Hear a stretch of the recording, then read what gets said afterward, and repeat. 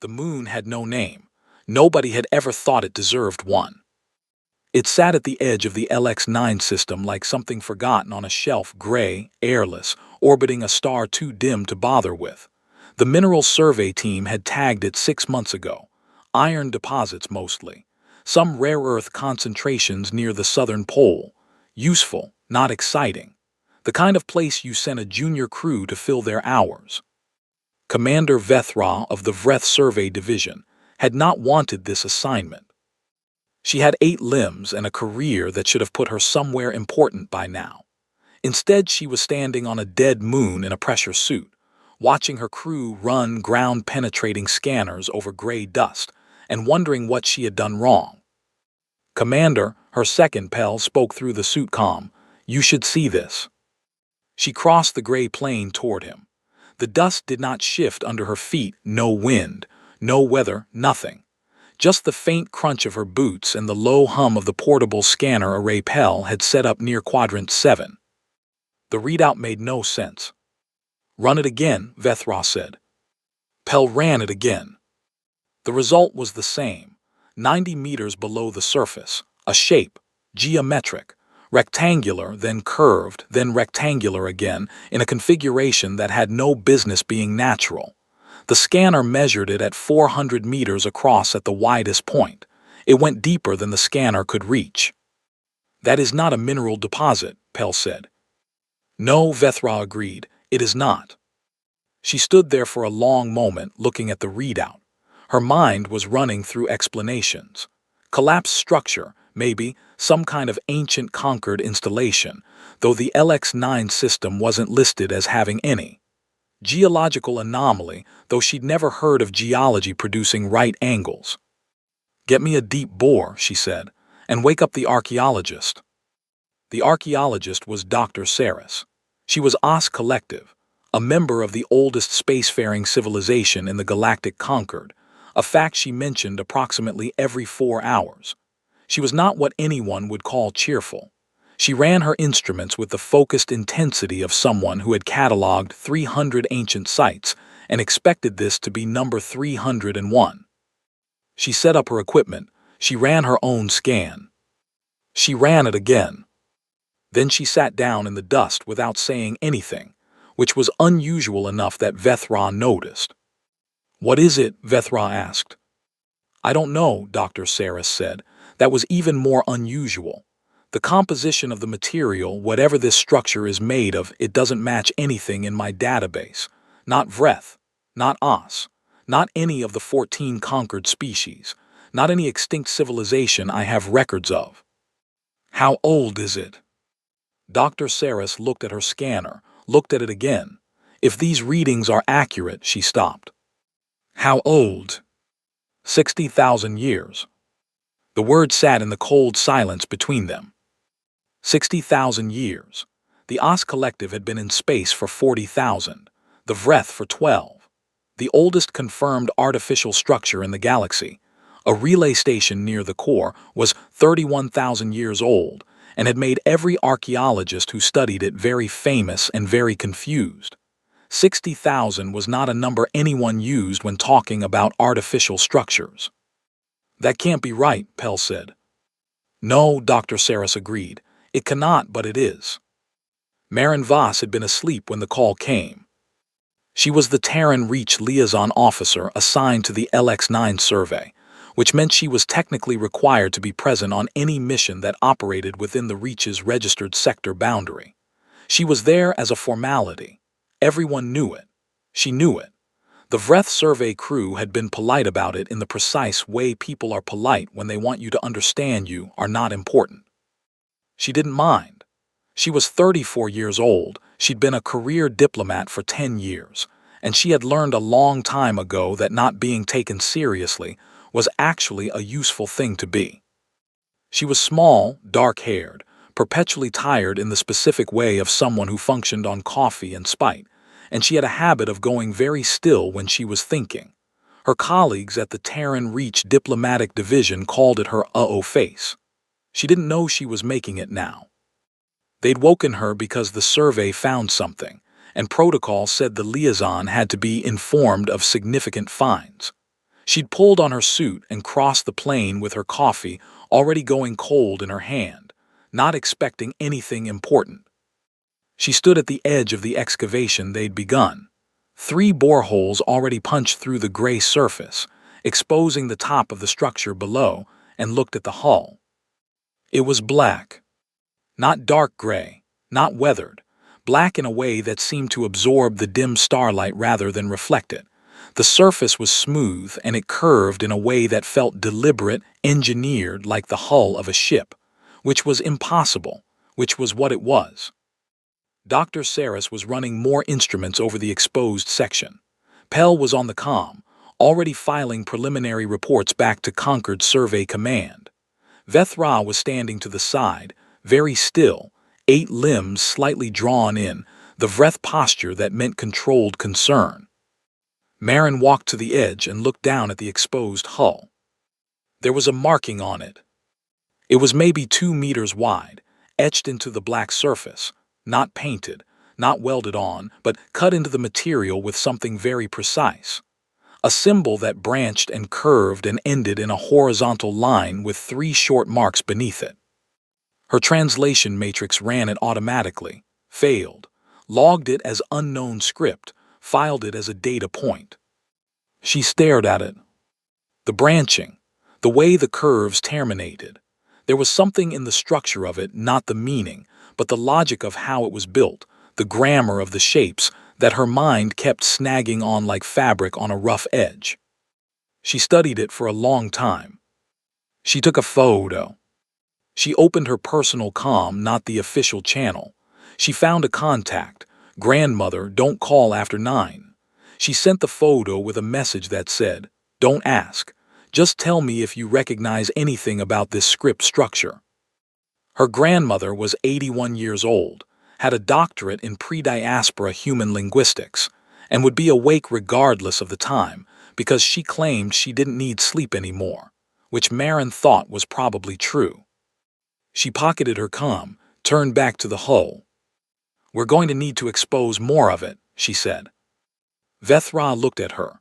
The look was the particular one Marin had catalogued as "Why are you still talking?"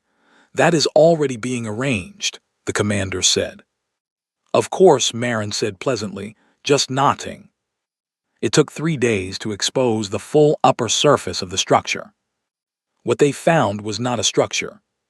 It was a ship. Even with only the top third visible, the rest still buried in the moon's gray body, the scale of it was hard to take in. Over a kilometer of visible hull. Weapons arrays that were unmistakable even after 60,000 years, even in a design that matched nothing in any Concord database. Angular protrusions in symmetrical patterns, some kind of launch tube configuration, hardpoints that still held the ghosts of whatever had been mounted on them. A warship. An enormous, ancient, utterly impossible warship. Buried in a dead moon that nobody had ever thought deserved a name. The Concord Survey Command was not happy about the reports. Concord Command was never happy about things that did not fit into existing categories, and this fit into nothing. 3 separate archaeological authorities sent communications demanding verification. The Vreth military liaison, not Vethra's department, but suddenly very interested, requested observer access.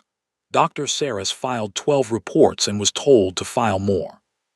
Through all of it, Marin watched, took notes, said little. Her grandmother's response came on the 2nd night. She read it standing outside in the gray dust, suit on, stars very cold and very far above.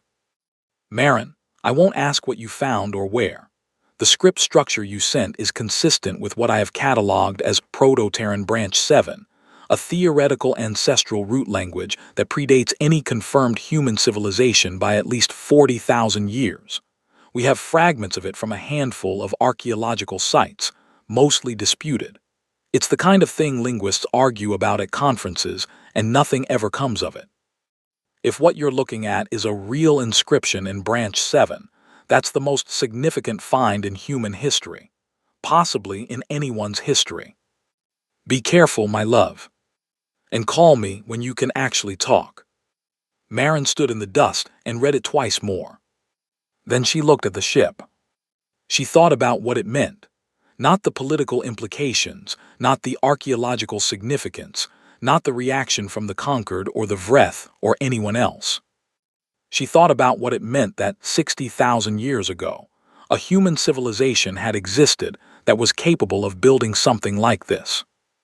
And then she thought about why it was here, in a dead moon, buried, in a system nobody had cared about until a mineral survey flagged some iron deposits. Not hidden, not crashed, buried, deliberately, carefully. The boreholes showed they'd come through clean layers of compressed regolith that had been placed, not fallen. Someone had put it here. She kept that thought very quiet inside herself and did not share it with anyone. On the fourth day, they found the door. It was on the underside of the nose section, which they reached by tunneling laterally. A cramped, low-ceilinged passage that Marin had to crouch through, while Vethra's Vreth engineers moved around her with the ease of beings evolved for confined spaces. The door was not locked. It was not exactly a door. It was a section of hull that had different properties from the surrounding material. The scanner showed it as a thin seam running in a clean rectangle, 3 meters tall, 2 wide. There were no handles, no visible mechanism. Dr. Sarah spent 4 hours running instruments over it. She found nothing she could work with. One of the Vreth engineers suggested applying targeted force. Several others agreed. Vethra gave the order. They brought up a cutter, the kind used for mining operations, capable of going through reinforced rock in minutes. It touched the hull. The blade stopped. Not like hitting a hard surface, like the cutter's energy was simply absorbed. The blade didn't break. The machine didn't malfunction. The energy just went somewhere and the hull was undamaged. The engineer tried again, same result. Interesting, Dr. Sarah said, in the tone of someone filing away an interesting thing in a very crowded cabinet. Marin had been standing back, out of the way, which was her customary position. She looked at the door. She looked at the marking on the hull above it, another Branch 7 inscription, smaller this time, positioned at what would be eye level for a human. She thought about her grandmother's note. She stepped forward. She put her gloved hand flat against the door. Everyone watched. Nobody said anything. Nothing happened. She hadn't expected anything to happen. She stood there with her hand on the ancient black hull of a 60,000-year-old warship in the belly of a dead moon, and she felt the cold of it even through the suit insulation, and she thought, she didn't know why, I'm sorry it took so long. She took her hand away. She stepped back. She looked at the inscription. She said, very quietly, and in the reconstructed phonetics her grandmother had attached to the report, the best guess anyone had at how Branch 7 might have been spoken. The sounds rough and uncertain in her mouth, probably wrong in a dozen ways. The words the inscription seemed to form. We came back. She felt ridiculous. She felt like an idiot. She felt Vethra's 8-limbed patience behind her like a physical pressure. The door opened. Not with sound, not with drama. It simply was closed and then it was open, the seam separating cleanly, the section of hull swinging inward with the smoothness of something that had been used 10,000 times and remembered how. Inside was dark. Then there was a light. Red single point deep in the darkness, blinking. Slow at first, then a little faster. Then faster still. Nobody moved. Marin stood at the edge of the doorway, looking into the dark at that red light, and she thought about buried ships and dead moons and 60,000 years of silence, and she thought about what her grandmother had said. Be careful. We should wait, Dr. Sarah said from behind her. We should take readings, we should. Marin walked through the door. The others followed.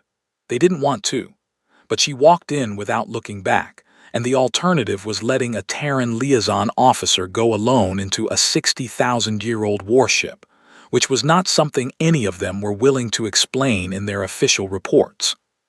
The door closed behind them. The red light kept blinking.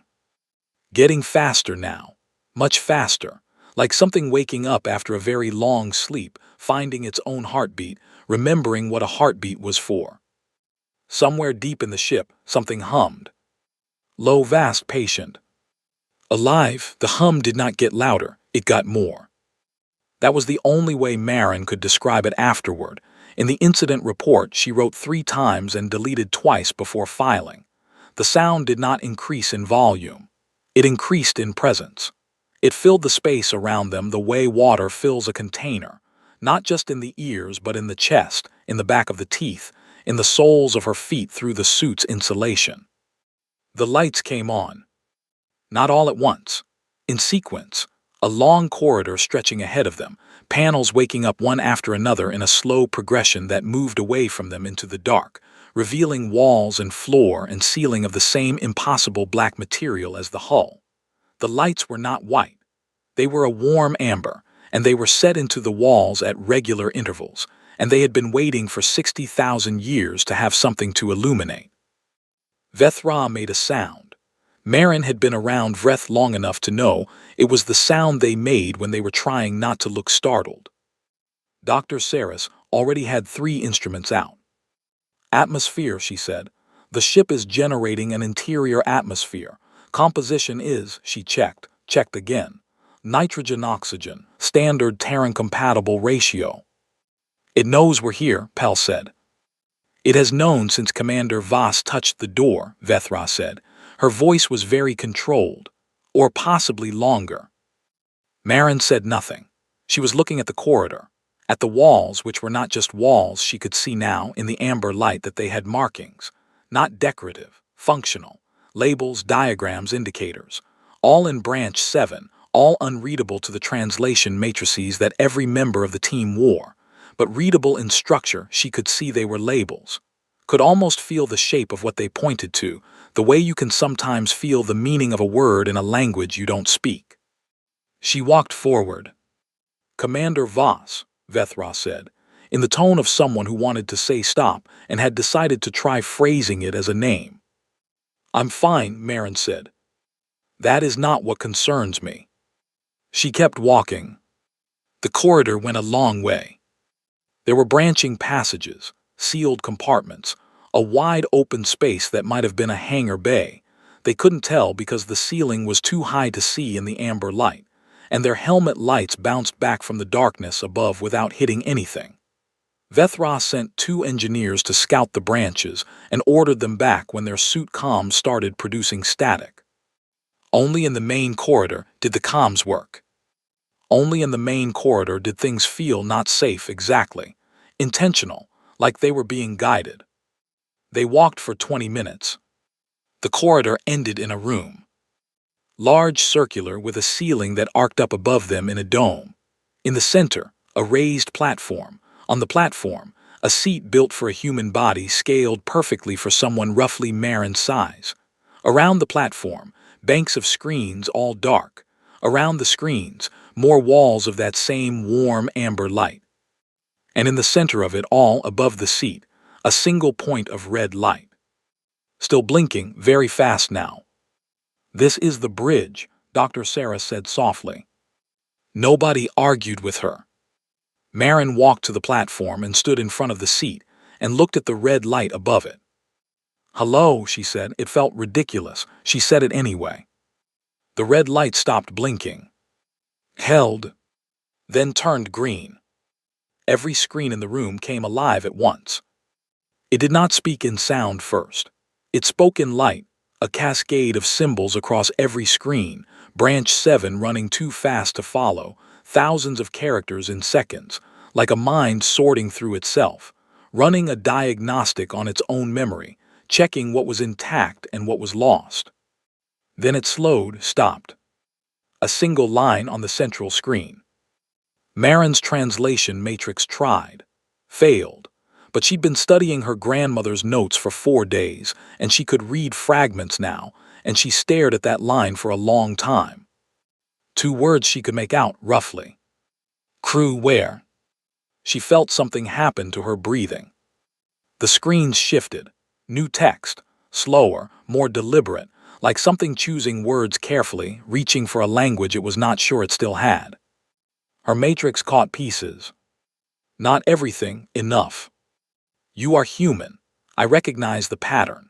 You are human and you came through the door, which means you spoke the return phrase, which means you are authorized crew or crew adjacent, and I need to know, where are the others? Where is Commander Vethrala Asen? Where is Chief Engineer Priam Song? Where are the 847 crew members on the manifest at the time of my last? It stopped. At the time of my last active record. A pause. A very long pause for something that processed at the speed it clearly processed at. That record is 60,000 years old. Marin stood in front of the screen and said, in the phonetics she'd practiced and probably mangled, in the language that had been dead for 60 millennia. They're gone. She felt Vethra and Pell and Dr. Saris behind her, still, watching. She felt the weight of what she was saying and tried to say it the right way, the only way. They've been gone a very long time. We didn't know. Humanity doesn't have any record of this ship, of the people who built it. We didn't know you were here.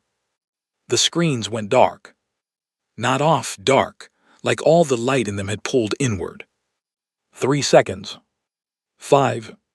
The light came back, slower now, amber-tinted, not the clean white of active processing. A single line. Her matrix caught it clearly this time. Whatever the ship's AI was doing with its language, simplifying, recalibrating, finding the closest bridge between 60,000-year-old human and modern Terran, it was working. My designation is Arya, Autonomous Reasoning and Interdiction Array. I am the primary intelligence of this vessel, designation unpronounceable in your current phonetic system, Terran Warship Class Sentinel Final. I have been in standby mode for 60,247 years, 14 months, and some days I lost count of. I was waiting for my crew to come back or for a human to find me, whichever came first. I did not expect it to take this long. What followed was not a conversation in the usual sense. It was more like an excavation. Arya communicated in text. She had adapted her language faster than anything Marin had ever seen, pulling from what were apparently archived records of how Terran speech had evolved, extrapolating, adjusting in real time. Within an hour she was readable. Within 2 she was almost fluent. Within 3 she was finishing Marin's sentences before she said them and apologizing for it. Vethra tried to communicate directly. Arya scanned her, marked her as unknown species / non-hostile provisional in a log that Pell found on a secondary screen, and responded to her questions politely but routed everything important through Marin. Pell she simply ignored. Dr. Saris she was slightly more interested in. The Os had apparently existed in some form 60,000 years ago, and Arya ran her through old threat databases, and came up with a species match that made Arya pause for a while before logging the Os as ancient / neutral / notable. What does notable mean? Dr. Saris asked. The Os were old when my crew was alive, Arya said. Through the speakers now she had found the audio system and was using it, her voice carrying something that Marin did not have a good word for. Not warm, not cold, present, like a voice that had been waiting to speak and had not let itself forget how. I have records of them as a passive observer civilization. They watched and recorded. They did not involve themselves. That is an accurate description, Dr. Saris said, with something in her tone that was not quite pride. They were wise, Arya said. At the time we did not think so, we would have welcomed help. A pause. That is not a complaint, that is a record of how things were. Then she told them about the war. She told it the way an intelligence tells things, not as a story but as a report, the facts in sequence, the data attached. But even through that structure something bled through that Marin could only describe as weight. 60,000 years ago, humanity had been a civilization that spanned hundreds of systems. Not the largest in the galaxy, not the most powerful, but spread, established, old enough to have history. They had been in contact with other species, some of whom still existed, some of whom did not. Then something came from beyond the edge of map space. Arya had no name for it in any modern language. In Branch 7, There was a word, she said it once, and even in the dead language it sounded like something you used only when necessary. She did not repeat it. She referred to it as the enemy and left it at that. What were they? Marin asked. I don't fully know, Arya said.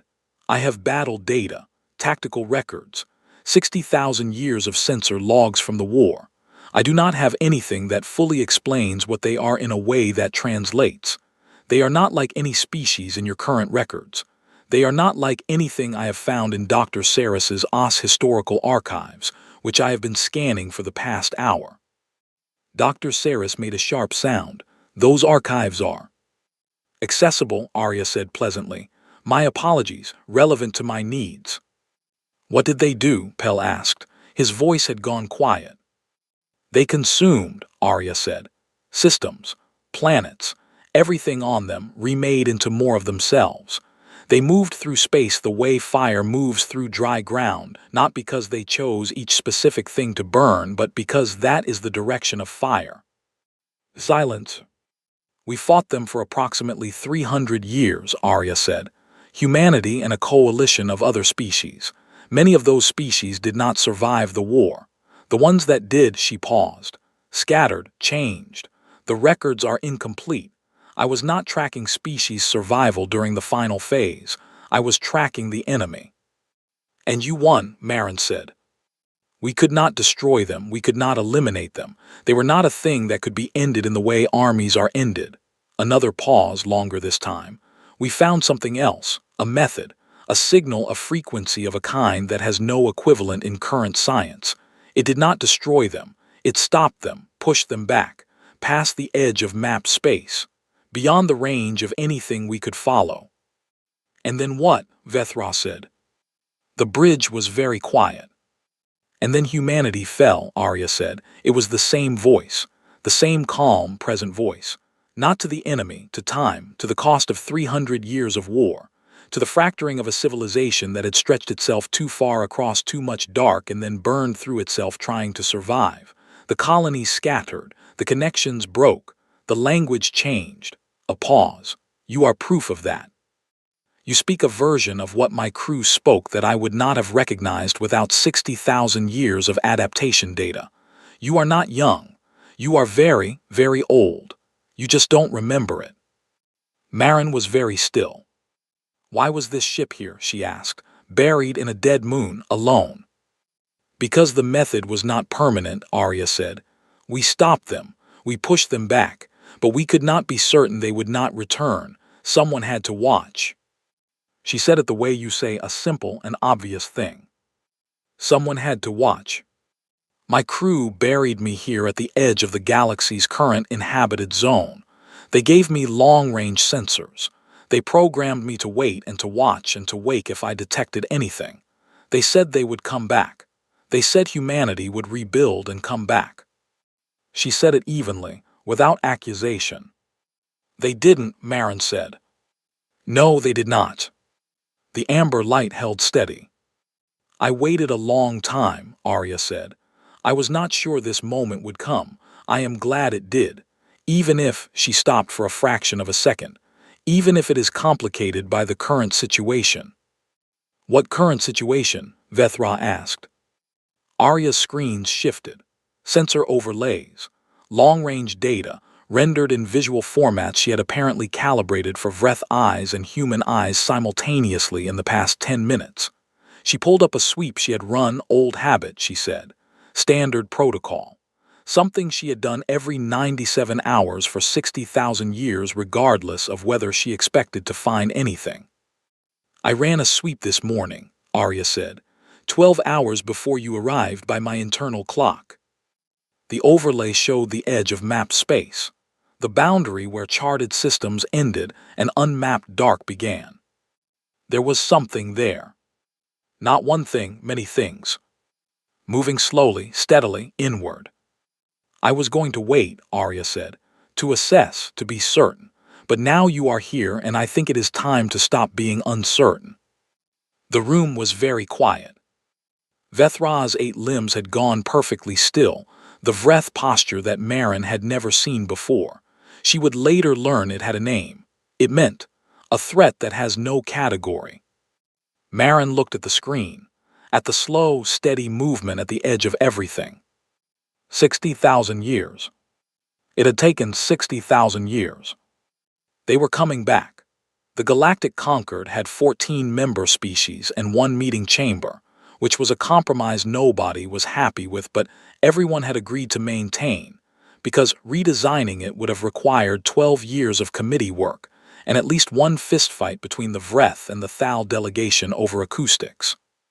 The chamber was large, ringed with tiered seats, each section calibrated to the environmental needs of its species. The OS section was kept slightly warmer. The Vreth section had the lighting adjusted to their visual range. The Thal section had better air circulation because the Thal ambassador, an old veteran named Save, had respiratory issues and everyone pretended not to know this. Ambassador Dale Oren of the Terran Reach had a small section near the back. 3 seats, because the Reach rarely sent more than 2 representatives to Concord sessions, and the 3rd seat was mostly used for bags and data tablets. He had been in this chamber 400 times over 18 years. He had learned exactly how many of those times his opinion had changed an outcome. 11. He kept a private list. It helped, on the bad days, to know there was a list at all. Today was not going to be a bad day in that way. Today was going to be a different kind of bad day entirely. He sat in his section and watched the chamber fill, and felt the thing you feel when a room changes temperature without anyone adjusting the controls.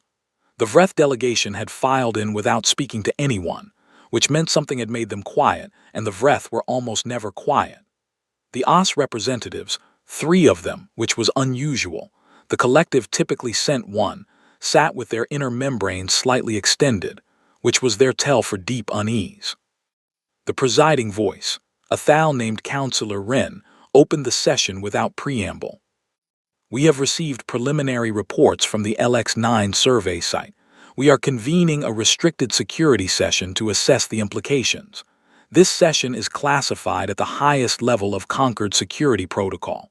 All recording functions have been suspended. Counselor Wren paused. Ambassador Oren, welcome to your first restricted session. Dale looked up from his tablet. First time in 18 years, he said. You could have invited me sooner. We are inviting you now, Counselor Wren said, in the tone of someone extending a courtesy they were not fully comfortable with. Then I'm grateful, Dale said. He was 61 years old. Former Terran Reach military. 2 wars, 1 border conflict, 1 political career that had surprised everyone including him.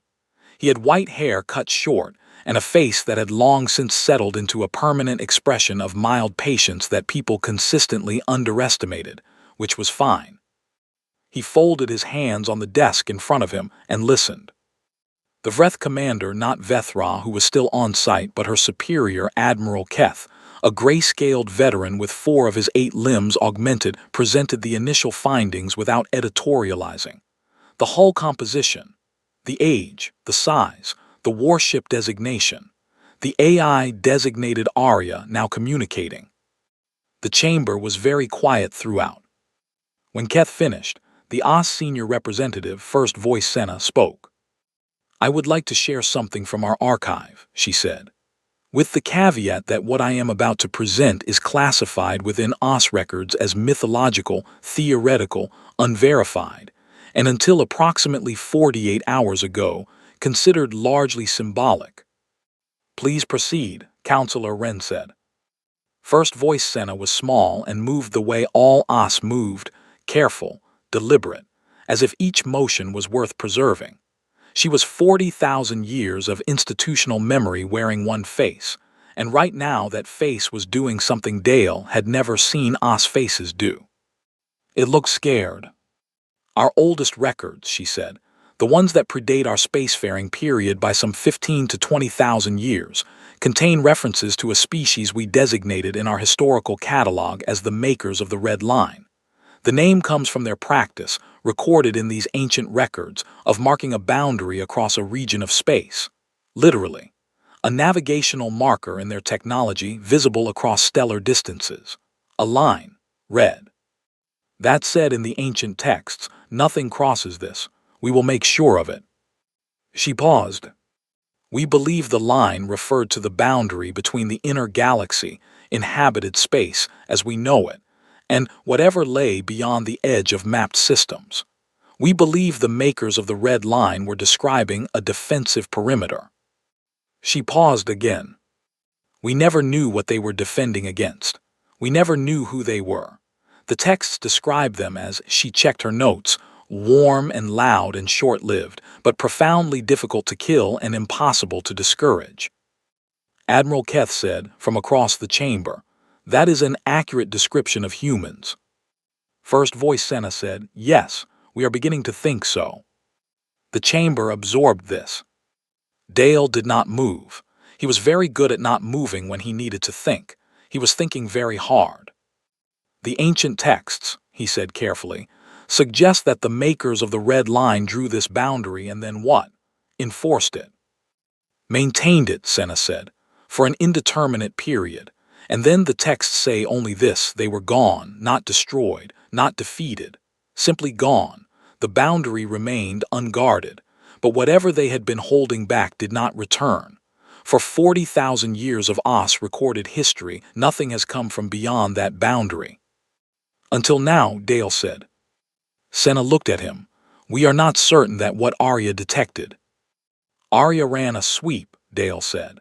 Her protocols have been running every 97 hours for 60,000 years. She detected something yesterday, and she has been detecting it, with increasing clarity, in every sweep since. She says the interval is deliberate. The contacts are moving slowly to avoid triggering responses that fast-moving objects would cause. The chamber was quiet. How do you know that? Admiral Keth asked. Because Marin Voss is very good at her job, Dale said, and she has been transmitting full reports to me every 2 hours since she walked through the door. He paused. She also says hello, and that the coffee situation on site is dire, but that is secondary. He met with the OS delegation privately after the session, not because protocol required it, because First Voice Senna had asked, which was unusual, and Dale had learned a long time ago that when one of the oldest civilizations in the galaxy asked you something unusual, you paid attention. They met in a small antechamber off the main hall. 3 Os, 1 human, and a silence that felt older than the furniture. You know what I am going to ask, Senna said. You want to know if we have more, Dale said. Ships like this, things left over from whatever humanity was 60,000 years ago. Yes. He looked at her. I don't know, he said. That is a complete and honest answer. We have no record of this civilization. Whatever happened to them, whatever happened that left the current human species as the only remnant, we have no record of it. Our oldest confirmed history goes back perhaps 8,000 years. Before that, he paused. Before that is mythology, or what we thought was mythology. What does your mythology say? Dale was quiet for a moment. It says there was a great darkness, a thing that came, and that it was turned back. He paused. We have that story in probably 300 cultural variations across every human population in the Reach. We always assumed it was metaphorical, a story about hardship, about overcoming difficulty. Perhaps not, Senna said. Perhaps not. She looked at him in the particular way the Os looked at things they were reassessing. Your species is currently rated at level 3 in the Conquered Civilizational Development Index, she said. 400 years of spaceflight, 12 inhabited systems, considered with respect a developing member of the Conquered. Yes, Dale said. Arya indicates that the civilization that built her had inhabited hundreds of systems, had technology that surpasses anything in current Conquered capabilities, had been spacefaring for what she estimates as at least 10,000 years before the war. Yes. That means humanity, the species, is not developing. It is recovering.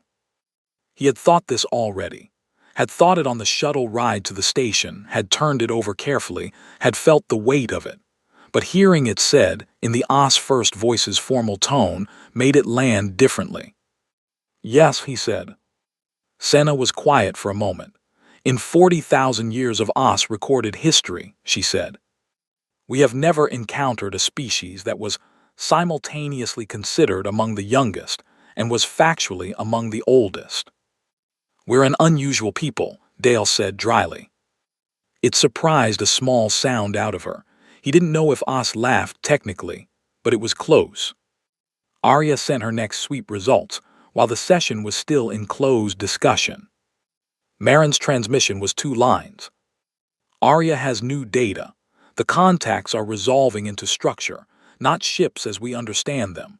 Formations, organized, deliberate, consistent with 60,000-year-old battle records she has on file. She says the word Vanguard. She says she has seen this pattern before. She says she knows what comes after the Vanguard. Dale read it in the antechamber with Senna and the other 2 Os still present. He read it without his expression changing much. That was a skill he had worked very hard for. He showed it to Senna. She read it, showed it to her colleagues. They exchanged the kind of looks that 40,000 years of collective intelligence produced when confronted with something it had no category for. The makers of the red line, Senna said quietly. In our oldest texts, the ones we considered mythology, what they protected this galaxy from is also described. What is it called? Dale asked. She said a word in Os. Old Os, so old it sounded different from the modern form. A word from their deepest archive. A word that apparently had its own entry in 40,000 years of records, marked as theoretical, symbolic, mythological. What does it mean? Dale asked. She was quiet for a moment. It means, she said, the end of things that are living. The antechamber was very small and very quiet. Right, Dale said. He sent a transmission back to Marin. Tell Arya we are listening. Tell Arya we need to know what she needs. And tell Arya, for whatever it's worth, from a representative of a species that apparently forgot a 60,000-year-old promise, I'm sorry we took so long. He sent it and sat back in his chair, and looked at the ceiling of the conquered antechamber that nobody had thought to redecorate since it was built and thought about what it meant to be the ambassador of a civilization that had, apparently, once been great. What it meant to carry something in your blood that you had no name for. What it meant to have your mythology turn out to be true. Far away, in a dead moon in the LX9 system, the old warship ran her sweeps and watched the dark, and the thing in the dark grew clearer every hour, and the Os who had kept the memory of the makers of the Red Line for 40,000 years sat in a room with a human diplomat and did not say what they were both thinking. That the Red Line was about to be tested again. And this time there was only one ship to hold it. By the time the Vreth fleet arrived at LX9, the contacts had a number. 4,216. That was the count from Arya's long-range sweep, 40 hours after the first confirmed detection, 60 hours after she had run the sweep that started all of this. She updated the count every 97 hours, same as always, same old protocol, same patient precision. 4,216. Moving at a speed that said they were not in a hurry. Moving at a speed that said they had done this before and knew how it ended. Admiral Keth arrived aboard his flagship, the Dominion of Hours, and assembled his fleet in orbit around the dead moon, 32 warships, the best in the Vreth arsenal, capital ships that had not faced a real threat in 900 years, because the Vreth had won every war since then before anything got to the fleet stage. He requested a tactical briefing from Arya directly. Arya considered his request for approximately 4 seconds, which, for her, was a long time. Then she asked Marin if she should comply. Marin was on the bridge, in the seat she had taken without making a decision about it, the way you sometimes end up somewhere without choosing to go. The seat was slightly too large for her. Arya had adjusted the environmental controls to Marin's preferences without being asked, and there was a cup of coffee on the console beside her that had come from somewhere she hadn't investigated because she was afraid the answer would be strange. Give him the tactical data, Marin said. He needs to know what we're dealing with. He will not respond well to it, Arya said. Probably not. Give it to him anyway. She gave it to him anyway. The Vreth fleet's tactical computers were very good, among the best in the Concord. They took Arya's combat data, 60,000-year-old engagement records, cataloged battles, sensor logs from a war that had ended before the Vreth were spacefaring, and they ran simulations for 4 hours. Keth had not survived 40 years of military command by flinching at results he didn't like. He had a protocol for that. He looked at the result, felt what he felt in the privacy of his own mind, and then he made his face do the things his face was supposed to do, and he moved forward. He looked at the result. He felt what he felt. Then he opened a channel to Arya. Your combat data, he said. Are you certain of its accuracy? It is the most accurately recorded dataset I possess, Arya said. I recorded most of it personally. The simulations project a 91% probability of total fleet loss within 6 hours of engagement, assuming current fleet composition and known tactical approaches. Yes, the remaining 9% probability of survival requires conditions that my analysts describe as extremely unlikely. That is an accurate summary. Keth was quiet for a moment. The 3% chance of successful engagement, meaning not just survival, but preventing their advance, requires what my analysts are calling a tactical approach. They do not have the mathematics to model. They say the data implies a weapon or method that does not exist in any current conquered inventory. That is because it does not exist in any current conquered inventory, Arya said. It exists in mine. Another quiet, can you use it? I will answer that question when I have a crew, Arya said, in the tone of someone setting a condition, not making a request. I will not engage without one. That is not a preference. That is a hard requirement built into my core systems at the time of my construction. I am a warship. Warships do not fight without their crew. It is the first law I was given. Keth made a sound. Commander Voss is currently aboard your vessel. Commander Voss is a diplomatic liaison officer, Arya said, who walked through my door and told me in broken but functional Branch 7 that my crew was gone and she was sorry. She is one person. My minimum crew requirement for primary weapons engagement is technically 1. A pause. I am asking her. I am not going to force this. Marin had heard the entire conversation. Arya's bridge had no secrets from her. She had come to understand this in the way you come to understand things about a space when you spend enough time in it. The ship shared itself. That was the only way she could put it.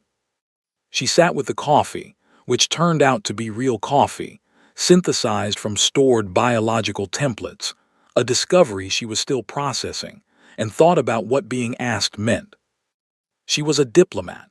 She had signed up to negotiate trade agreements and cultural exchange frameworks and the occasional border dispute. She had a degree in comparative governance and a minor in xenolinguistics that had been mostly useful at parties. She was very good at her job, which was a job that involved talking to people and making sure things got written down correctly. She was not a soldier. She had never been a soldier. Tell me what it means, she said to Arya. Me being crew, what does it actually mean? It means that I am authorized to act, Arya said. My engagement protocols require crew consent at each stage of escalation. Without it, I can observe, I can maneuver, I can communicate. I cannot deploy primary systems. I was built this way deliberately. The people who built me believed that a warship without crew accountability was not a warship but a catastrophe waiting for a direction. What do I need to do? Stay on the bridge. Make decisions when I bring them to you. Tell me when to stop if you think I should stop. A pause. I will tell you everything I know. I will not hide information that affects your decisions. I will not act without your authorization except to prevent our immediate destruction. Another pause. I should also tell you that what I am going to do if you say yes is not something I have done in 60,000 years. I believe the modern term is nervous. Marin looked at the screens. At the sensor overlay with its 4,000 plus contacts, moving slowly in from the dark. She thought about her grandmother and her dead languages. She thought about Dale's transmission, which she had read 4 times. She thought about Arya asking her crew, "Where are the others?" in the first 3 minutes of waking up, and what 60,000 years of silence had felt like from the inside. She thought about what it meant to have something in your blood you had no name for, and then to find a name for it in the most unlikely possible place. She thought about the first law. Warships do not fight without their crew. "Okay," she said, "yes." Arya's lights changed. Not dramatically. Just a shift in tone, the amber warming slightly, the screens coming up in a new configuration, systems blooming to life that had been dark since before any living thing in the Concord had drawn its first breath. "Thank you," Arya said. She said it very quietly, like she'd been waiting a long time to have someone to say it to. The ship rose. That was the only word for it. Not launched, not activated. Rose like something coming up from underwater, slow and enormous and inevitable. The gray dust of the dead moon fell away from the hull in silent clouds, and the black ship came up out of the ground it had slept in, and the Vreth fleet in orbit above watched it emerge and held their positions in the careful way of beings who understood instinctively that this was not a thing to startle. 3 kilometers of black hull. End to end in the starlight, it was longer than most Vreth capital ships, longer than the Dominion of Hours by half again. The weapons arrays that had been visible from the excavation site were now alive, reconfiguring, moving, not in the jerky mechanical way of newly activated systems, but in the smooth, continuous adjustment of something that had never truly stopped knowing what it was for. Admiral Keth watched from the bridge of his flagship and did not say anything for 40 seconds. Then he said, "All ships hold position." His tactical officer said, "Admiral, its power output is..." "I can see the readings. It's higher than anything in the database." "I know. Higher than the combined output of the entire fleet." "I am aware," Keth said, in the voice he used when he wanted people to stop telling him things he was already processing. He watched the old human warship rise above the moon, and he thought about 91% probability of total fleet loss and 4,000 contacts in the dark, and he thought about the fact that his simulation models couldn't account for whatever Arya had called her primary systems. He opened a channel. "Arya." "Admiral," Arya said. "What do you need from us?" A pause. "Stay out of my way," she said. "I say this with respect. Your ships are not built for what is coming. My primary engagement method will generate effects that will damage your vessels if they are too close. I will transmit a minimum safe distance. I need you to hold that perimeter and keep it clear. You want us to stay behind you." "I want you to stay alive," Arya said. "They are not the same thing, but in this case they overlap." Keth was quiet for a moment. In 40 years of military command, he had given that instruction to others many times. He had never received it. It did not feel the way he would have expected. It felt, very specifically, like relief. "Understood," he said. "Transmit the distance parameters we will hold." Arya sent the parameters. They were large. The Vreth fleet pulled back to them, the Dominion of Hours at the outer edge, and then the fleet sat in the cold of space and watched the black ship orient itself toward the edge of mapped space and begin to move. Slowly at first. Then with a gathering speed that the fleet's sensors couldn't track cleanly, because the ship was doing something to the space around itself that wasn't quite acceleration and wasn't quite anything in the current physics database. It went. Marin watched the stars stretch. Not literally. There was no visible effect through the forward screens. But her inner ear said movement in a way she had never felt in any ship she had ever traveled in, and the screens showed distances closing at rates that made her translate them twice to make sure she was reading correctly. "How long?" she asked. "To the contact boundary, approximately 4 hours at current velocity." A pause. "I could go faster, but I want them to see me coming." Marin looked at her, or at the nearest screen, which was as close as Arya had a face. "Why?" "Because 60,000 years ago," Arya said, When we reached the moment that ended the war, what stopped them was not violence. We could not destroy them, there were too many, they rebuilt too fast, they operated by a logic that did not include the possibility of stopping. What stopped them was recognition. Another pause. They recognized what they were facing. They remembered the cost of the last time, and they chose to stop. You pushed them back with a signal. I pushed them back with a reminder that this galaxy has a defender, that the cost of crossing the line exceeds what they gain by crossing it. She paused. I need them to have time to recognize me. Marin sat with that. What if they don't? Then we find out how much I have forgotten, Arya said, and how much still works. She said it flatly. But Marin had spent 4 days learning Arya's voice, and she heard something in it that Arya had not said out loud. Fear. Not of destruction, not of losing, but of being recognized and found insufficient.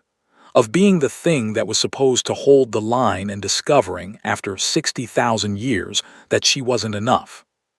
Marin understood that fear. She understood it in the specific way of someone who had spent a career being the smallest person in the room and choosing to walk in anyway. You're enough, she said. Arya was quiet. You've been doing this for 60,000 years, Marin said. You watched alone in a dead moon on a moon nobody named because somebody had to. You kept the protocols. You ran the sweeps. You waited. That's not a ship that doesn't have enough left. She paused. That's a ship that has been waiting for exactly this. The amber light on the bridge shifted, warmer than before. Yes, Arya said very quietly. I suppose it is. The stars ahead of them, the dark beyond the edge of map space, began to fill. They had arrived. They came out of the dark like weather. That was the only way Marin could describe it afterward, in the report she wrote and rewrote and eventually stopped trying to make clinical. Not like ships, not like an army, but like a storm system that had grown very large very slowly and had finally reached the coast. You could see individual elements if you looked, the shapes that moved within the formation, the bright points of what might have been engines or weapons or something with no equivalent word, but you couldn't look at all of it at once. The mind kept sliding off the scale of it. The contact count on Arya's screens had stopped updating. Not because the contacts had stopped, because they had moved close enough that counting individuals was no longer a useful activity. The Vreth fleet, 300,000 kilometers behind them at the minimum safe distance Arya had specified, went very quiet on all channels. Marin watched the comm indicators and saw that Keth's tactical channel had dropped to 0 transmissions. He had told his people to watch and say nothing. She didn't know if that was strategy or awe. Probably both. Arya matched velocity with the leading edge of the formation. Exactly. Precisely. A mirror of their approach speed, which was a thing so deliberate it took Marin a moment to understand what she was seeing. You're telling them you see them, she said. I'm telling them I have always seen them, Arya said. The distinction matters. The formation held its pace. The leading elements, whatever they were now close enough that Arya's short-range sensors could render them on the forward screens, and Marin saw them for the first time as individual shapes rather than contact blips. They were large, irregular, not built the way ships were built but grown the way coral grew, or the way cities grew when nobody planned them, accreted, layered, different textures and shapes and densities compacted together until the whole thing had a mass and a presence that felt almost organic. They moved without the visual cues of mechanical propulsion. They simply moved. They were dark, the same black-absorbing, non-reflective dark as Arya's hull. She had not thought about that until now. She thought about it now. They look like you, she said. Yes, Arya said, they would. She didn't explain that. She filed it away and kept moving. The communication came first as a frequency. Not sound, not in the range human ears could hear, but Arya's systems picked it up and rendered it as a visual on the bridge screens, a pattern, cycling, repeating. Marin stared at it and felt the back of her neck do something uncomfortable. They're signaling, she said. Yes. What are they saying? They're asking, Arya said, "who I am. They have not seen one of me in 60,000 years. They want to confirm they're reading the signature correctly." A pause. "They're also asking if I am alone." "What are you going to tell them?" "The truth," Arya said. "That I am not alone, that I have never been alone, that I have crew." She transmitted. Not on a frequency the Vreth fleet's equipment could read.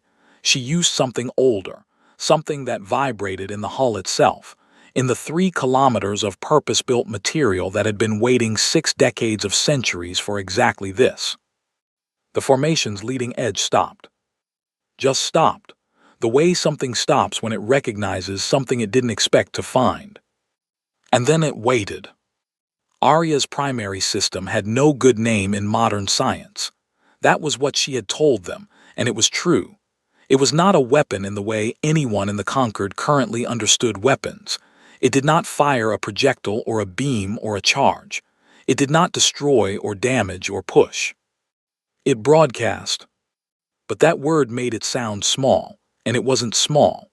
Marin had asked Arya to explain it 3 times over the past 4 hours while they traveled, and each explanation had been slightly more comprehensible than the last, and the best version was this.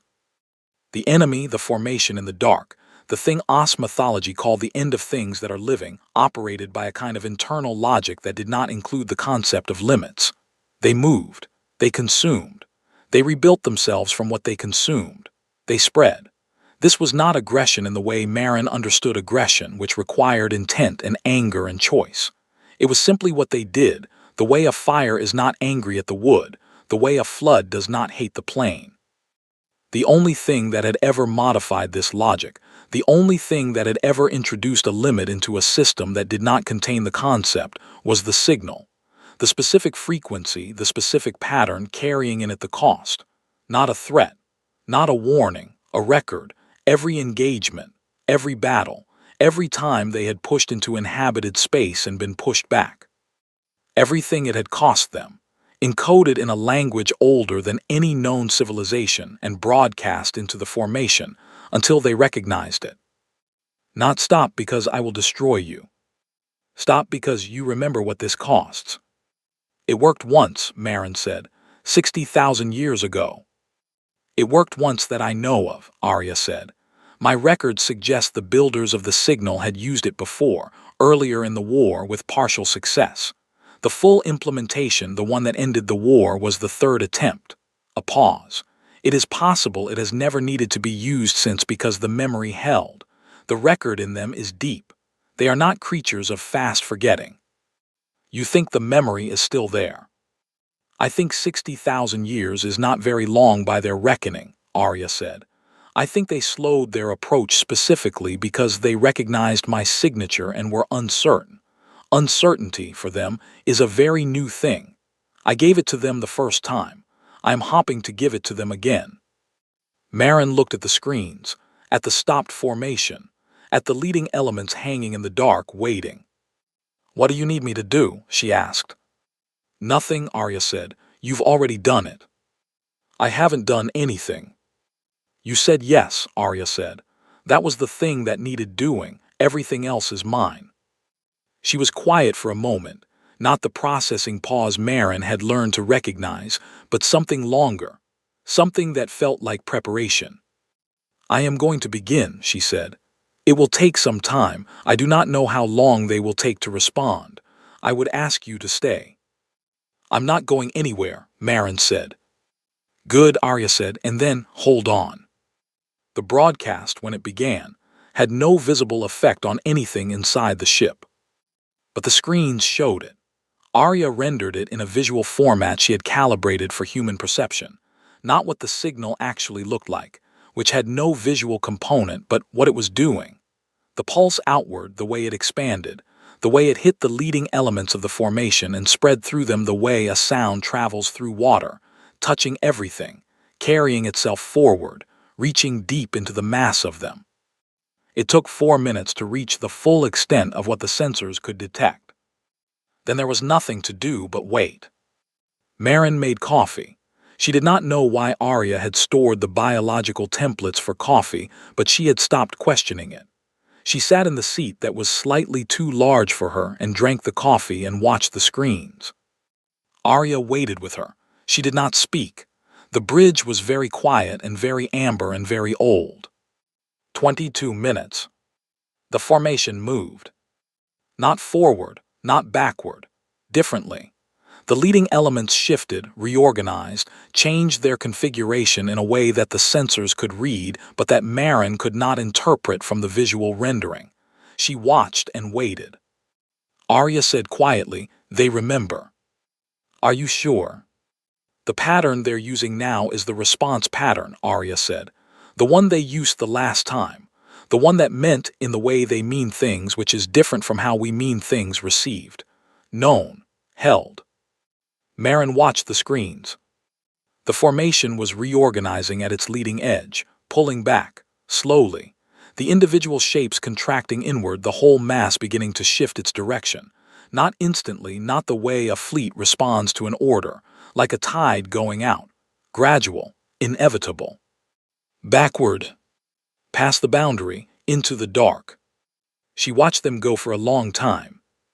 The Vreth fleet came forward slowly, at quarter speed, the dominion of ours in front, and Keth opened a channel that Marin answered from the bridge. He looked at her through the screen, across the distance, with an expression she had never seen a Vreth wear. They had very specific expressions for specific things, the Vreth. She had catalogued many of them over 18 years. This was not one she had in her catalog. "What did she do?" he asked, not the tactical question, the real one. "She reminded them," Marin said, "that this is not worth the cost." Keth was quiet for a moment. "Will they come back?" Arya says yes, eventually. And Marin looked at the screens, at the retreating formation, at the dark they were disappearing into, slowly, deliberately, carrying the memory she had just put back into them. "And we'll be here," she said. The Galactic Concord met 3 weeks later. The session was not restricted. Every representative was present. The room was full in a way it had not been in years. There were species in the gallery who rarely attended anything, pulled in by the weight of what had happened, needing to be in the same room when it was discussed. Dale Oren did not sit in the small back section with the 3 seats. He sat at the center table. No one had arranged this in advance. It had simply happened, the way things happen when the weight of a situation reorganizes the people in it. He did not draw attention to it. He sat down and placed his hands on the table and looked at the Concord. "The Terran Reach," Counselor Wren said formally, "is elevated effective immediately to full military partner status within the Concord framework. This is a security designation, not a diplomatic one. The distinction." "I understand the distinction," Dale said. "There is additionally a formal motion from the OS Collective," Wren said. She paused, reading. Her expression did what Concord officials' expressions did when they were reading something they had not expected to be reading. First Voice Senna spoke from the OS section. "On behalf of the OS Collective," she said, "in recognition of the historical record now established, that the species designated humanity has been a spacefaring civilization for a period substantially greater than previously known, and that its cessation of space activity was the result of a catastrophic but temporary break in civilizational continuity rather than an emergence. The OS Collective formally revises humanity's designation." She paused. "We do not consider you a young civilization," she said. "We have never encountered a species that needed to be told this, but we are telling you now. You are not young. You are old. You are, by our best historical estimate, among the 3 or 4 oldest surviving spacefaring species in the known galaxy." The room was very quiet. "Additionally," she said, and now her voice carried something that Dale, who had been in diplomatic rooms for most of his adult life, recognized as formal ceremony, "on matters pertaining to the defense of inhabited space, the galactic boundary, and the threat from beyond it, the OS Collective defers to the Terran Reach and to Arya." She sat down. 40,000 years of institutional authority, handed across a table. Dale sat with it for a moment, Then he said evenly, "Thank you." He transmitted the session record to Marin in real time. She read it on the bridge of Arya, in the too large seat, with her coffee going cold beside her. Arya read it at the same time. She had been monitoring the channel. "How does it feel?" Marin asked her. Arya was quiet for a moment. "Strange," she said, "to be acknowledged after so long." "Strange bad or strange good?" "Strange," Arya said again, as if the distinction were complicated, as if 60,000 years of quiet and patience and solitude had produced a feeling that did not sort cleanly into categories. Marin understood that too. The Conquered spent the next 6 months running searches. Every uninhabited system in registered space, every dead moon, every asteroid with geometric anomalies, every location where ground-penetrating scans turned up right angles that had no business being there. They found 9 more ships. Different sizes, different classes, different ages, some older than Arya, some younger, all human, all sleeping, all in positions that, when plotted on a star map, described a perimeter, a line. Read in the old texts. The boundary between what lived and what came from the dark. 8 of the 9 were damaged beyond waking. They had burned themselves out not in the war, but in the aftermath, running their sweeps, maintaining their watch, the long, slow drain of 60,000 years of active standby, eating through systems that had been built for centuries, not millennia. One woke up. Smaller than Arya, older. She had a different voice, slower, more formal, with an accent that even Arya couldn't fully parse. Her AI designation translated roughly as VENN. She had been watching a different section of the boundary.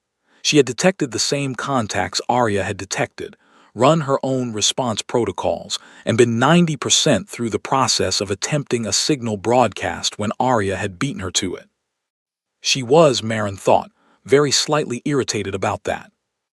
Arya found this funny, which meant Arya was capable of finding things funny, which was new information. The dead moon in the LX9 system got a name. Not from the Conquered, not from a survey designation. Vethra's crew, the original survey team that had found the geometric anomaly in the first place, and who had filed 17 amended reports and given approximately 100 interviews since, proposed it informally in a notation that somehow became standard. Wakepoint. It didn't translate perfectly into every Conquered language. It didn't need to. Everyone knew what it meant and where it was. Marin was still on Arya when she heard about the name. She was doing paperwork. There was, it turned out, an extraordinary amount of paperwork involved in being the designated crew of a 60,000-year-old warship, most of it involving questions that had no existing framework to answer in categories that had to be invented as you went. She told Arya. Arya ran her nightly sweep first, standard protocol, every 97 hours. The dark at the edge of mapped space was quiet. The formation had not returned. The contacts were gone, back past whatever boundary existed in the physics of a universe that had more in it than anyone's current science described. Wakepoint, Arya said. That is an adequate name. High praise, Marin said. I am not given to excessive praise. I've noticed. The amber light on the bridge was steady. The ship ran quiet around them, not the quiet of emptiness but the quiet of readiness, of a thing that knew what it was and what it was for and was simply at rest until it was needed. They will come back, Arya said. In time, they always come back. I know. The signal holds the memory, but memory fades, for them as for everything. A pause. We will need to be here when it does. Marin looked out at the stars. At the old, enormous, cold beauty of the galaxy that had been going about its business for billions of years, and would continue doing so regardless of what anyone did or didn't do, which was either terrifying or comforting depending on the moment. We'll be here, she said.